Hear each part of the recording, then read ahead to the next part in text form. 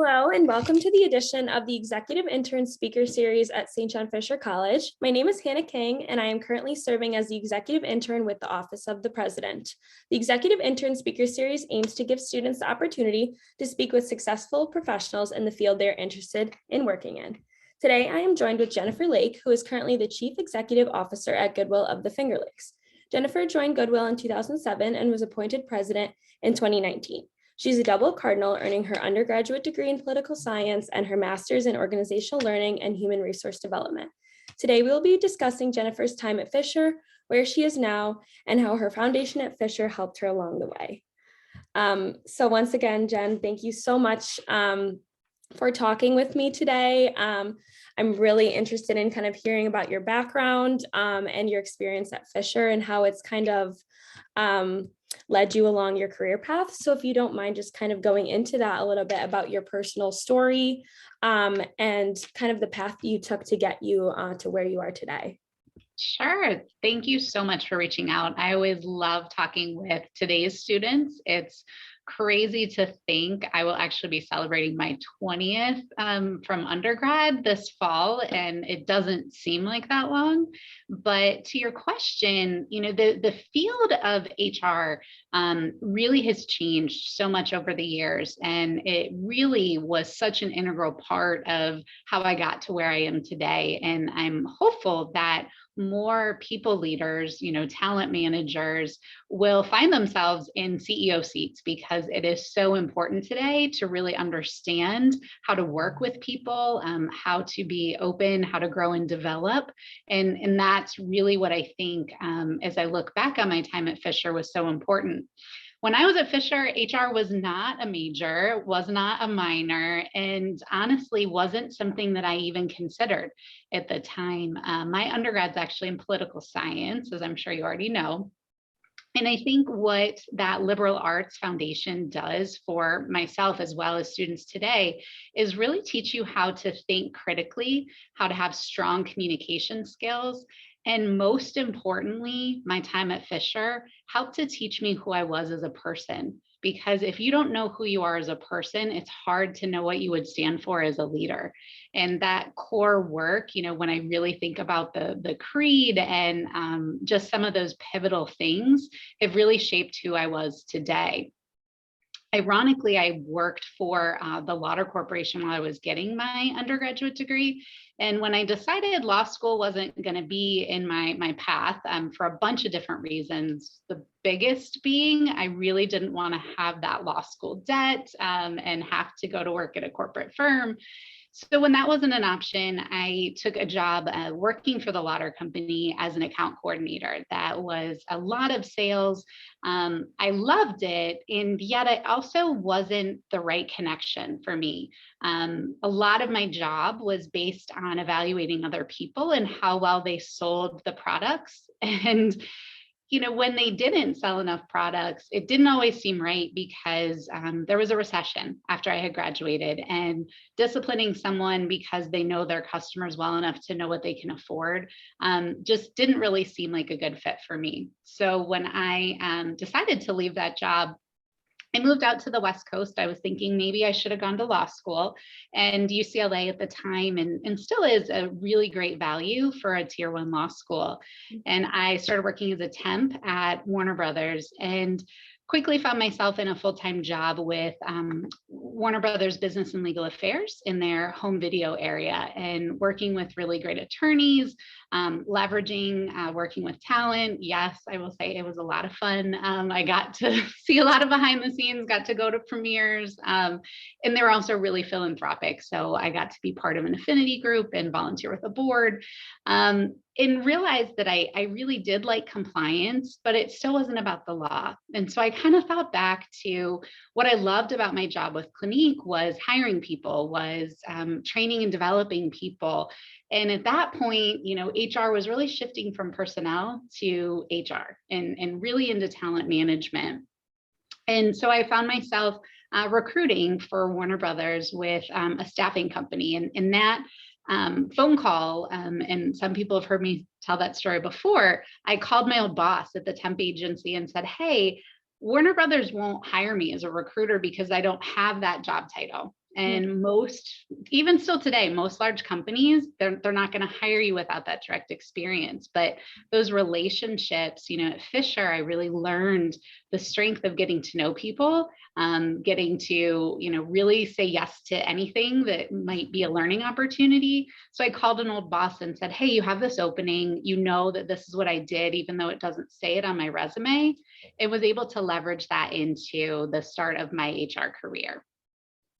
Amazing. Thank you. I think that my experience at Fisher is similar in the sense where I had a more broad with my business management, and I got to explore different areas in business and in psychology as well, and kind of figure out what I liked. And that's how I came to realize that I really enjoy HR. And I think that Fisher gives you those opportunities to kind of pursue so many different areas to be able to figure out where you fit best. And that's one thing that I do really love about the school.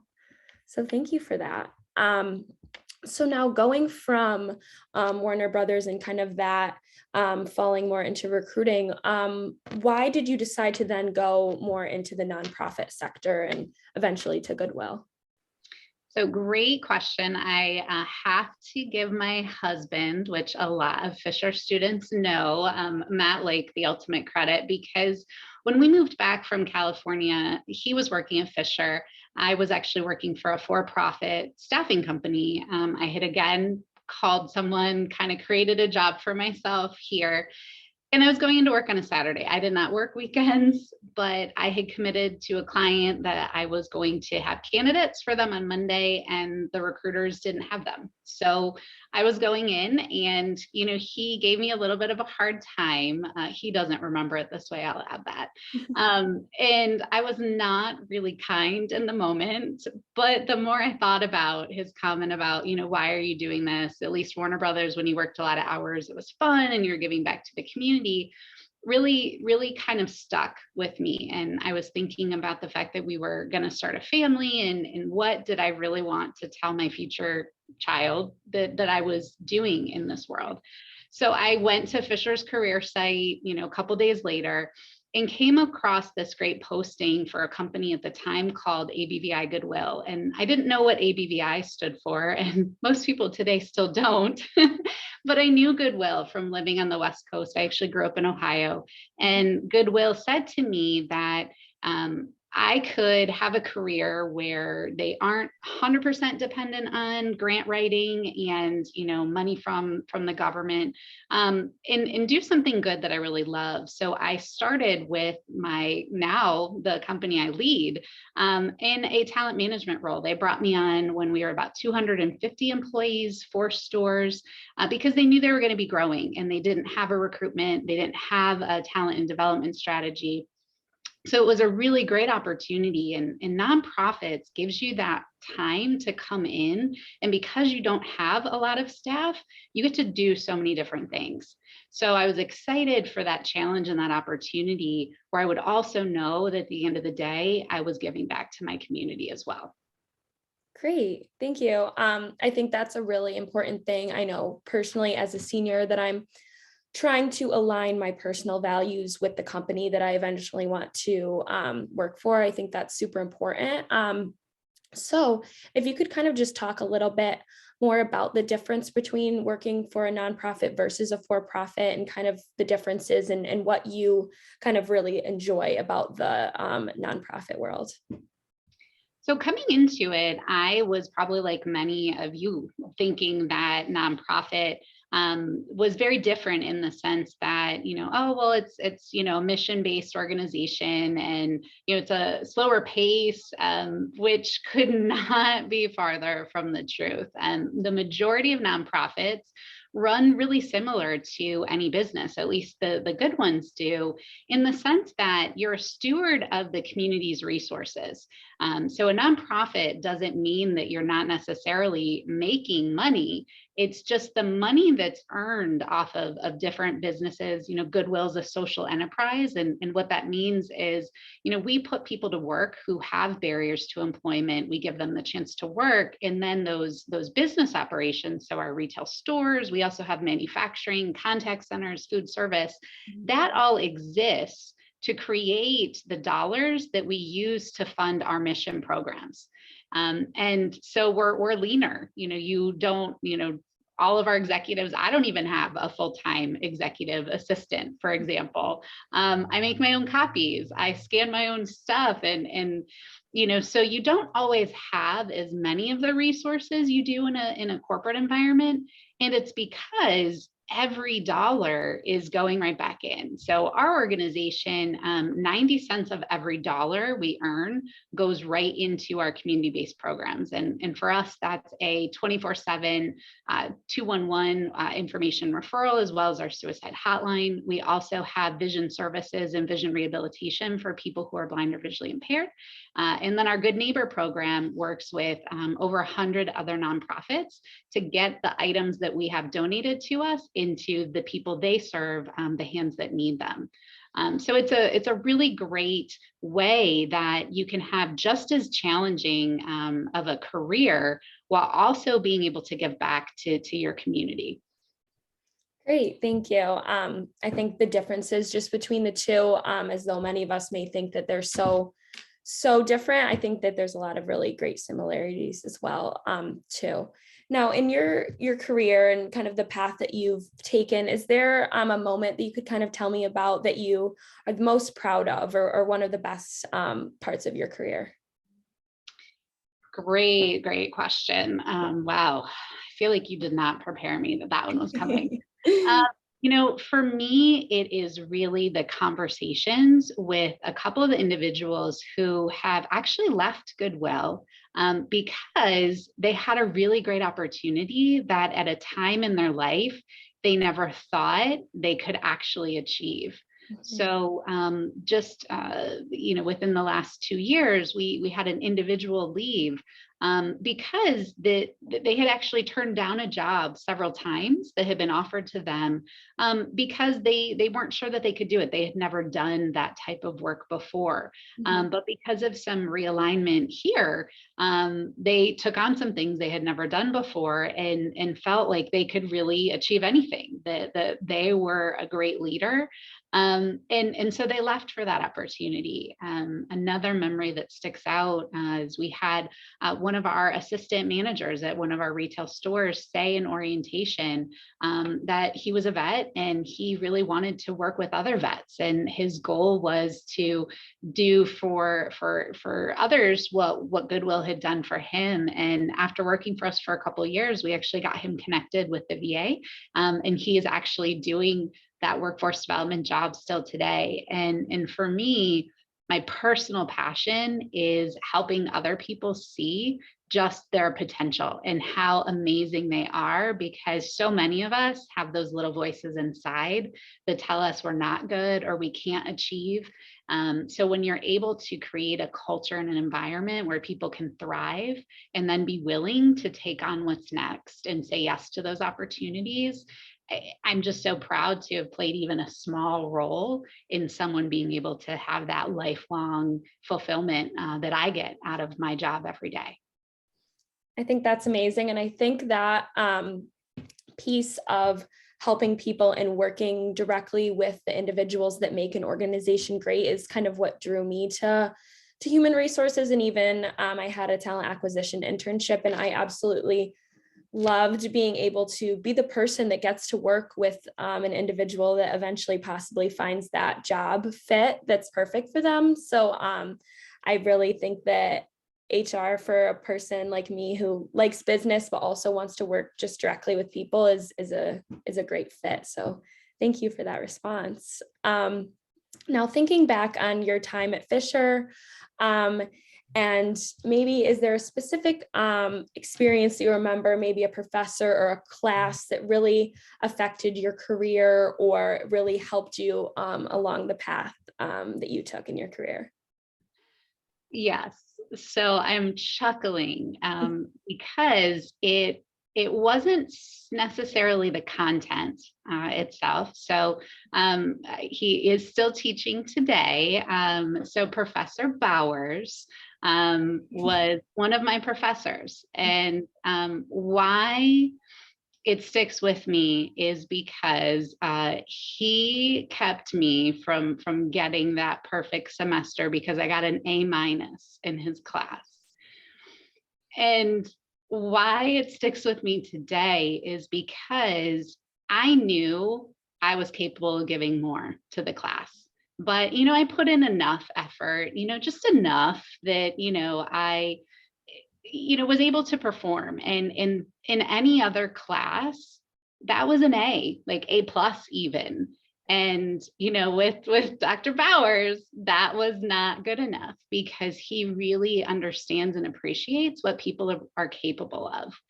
And it was a really good lesson because in life, sometimes you have to make those decisions. So as a leader now, there are times when my good enough is all I have to give to something. And it's not of such importance that it's going to harm anything, but that's all I have. And then there's other moments that I really have to give it my all because that's what the organization, that's what the community needs from me. And that's where my attention needs to go. And early on, it was a good lesson of I made a choice. Like I made a choice on how I was going to allocate my time. I didn't like the result because it was the first time I think a professor really called me on the fact that like, hey, I know you can do better than this. But it was such a pivotal lesson because there are times today where you will have to make those same decisions. Multiple papers are due.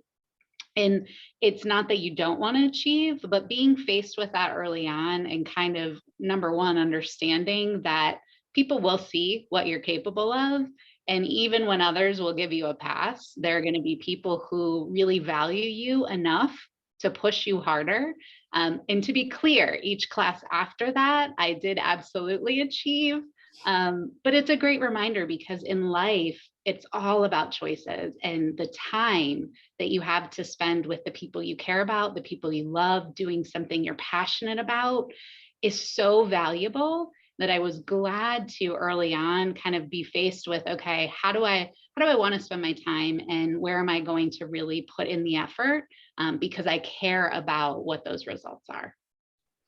It's actually really funny because Dr. Bowers was actually the first professor I ever had in one of my college classes. And he sticks with me, just an amazing professor. And I think that that is such a great lesson to learn. There's so many different things, whether it be in a job or, now I have to balance multiple things and learning, where to put my time and what's really important, I think is a great thing to learn early on for you.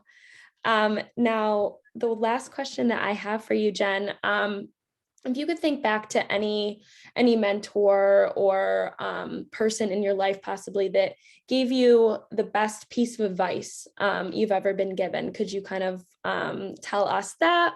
Or if you can't think of a specific one, maybe just give a piece of advice to the undergrad students today that would be listening to this. So one of the best pieces of advice I got was actually from a former leader of our organization. And, sometimes as a new employee or someone who's really trying to prove themselves in the workforce, we sometimes forget about being intentional. And what I mean by that is sometimes we, think it's a good thing. You get a phone call and it's a recruiter because, they have a job and you're like, no, I don't even want to hear about it. I like where I am. I love what I'm doing. And I was talking to this leader one day saying, oh yeah, I got a phone call for this. And, I didn't even listen. And in my mind, what I was trying to relay is I'm committed. I'm here. I like this work. I believe I have more to do. And what that leader told me is it's always best to hear people out, hear what they have to say, and then make the conscious decision that you're not going to apply because you appreciate what you have today and the grass is not greener, but to just blindly be loyal for no good reason when at least I'm in a nonprofit where they do usually look out for their employees, but in some for-profit environment, you're a number, you're a chair basically that can be moved and traded and sold. You really want to be intentional and choose to stay because you keep your personal power in that. You keep your options open and you're being intentional about that. So I would just encourage all of you, even as students, you have options, you have opportunities. So, be open to them. And then if you choose to stay or to not proceed with an opportunity, at least you've done it intentionally. Thank you. I think that listening to that can really be applied, I guess, to my life in a job search. Maybe there's one ultimate job that I would love to be in, or an organization I would love to be in, but I can't, write off other opportunities that might be something great just because all of my attention is focused on one specific job. So that's a great piece of advice, definitely. Thank you. Sure. Um, so Jen, I just want to thank you so much for taking the time to speak with me today, and for recording this to allow other students to kind of learn about your career path and your time at Fisher. So I just want to thank you so much. Oh, my pleasure, Hannah. It was so great talking with you. Thank you so much for reaching out. Thank you.